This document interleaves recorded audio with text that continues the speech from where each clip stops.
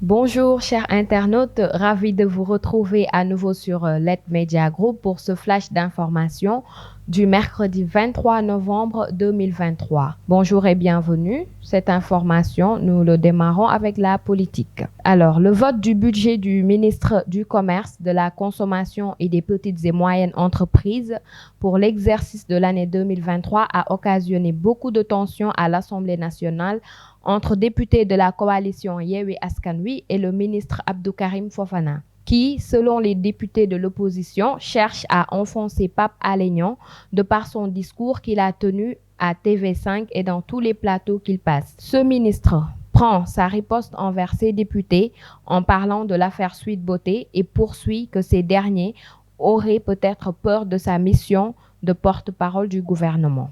Poursuivons avec la conférence de presse des leaders de la coalition Yewwi Askan Wi hier soir.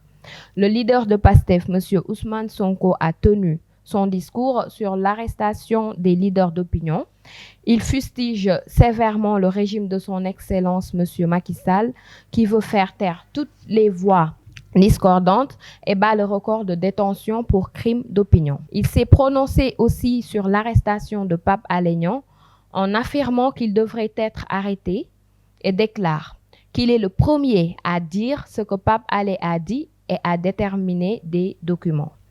Toujours dans l'actualité, le parquet du tribunal de grande instance hors classe de Dakar a informé une disparition de 2 éléments de la gendarmerie.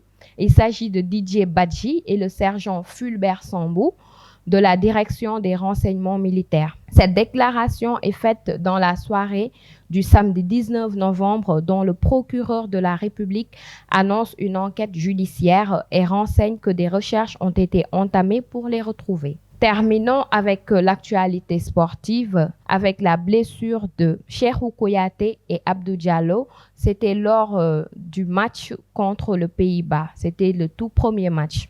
Donc, d'après les examens de la presse sénégalaise, Kouyaté souffre d'une déchirure à la cuisse qu'il a déclaré forfait face aux 2 prochains matchs contre le Qatar puis l'Équateur. La fédération révèle aussi que Abdou Diallo souffre d'une simple gêne à la cuisse et va reprendre les entraînements aujourd'hui, mercredi. C'est en ces termes que je vous souhaite une bonne journée en compagnie des programmes de LED Media Group. À cœur vaillant, rien d'impossible.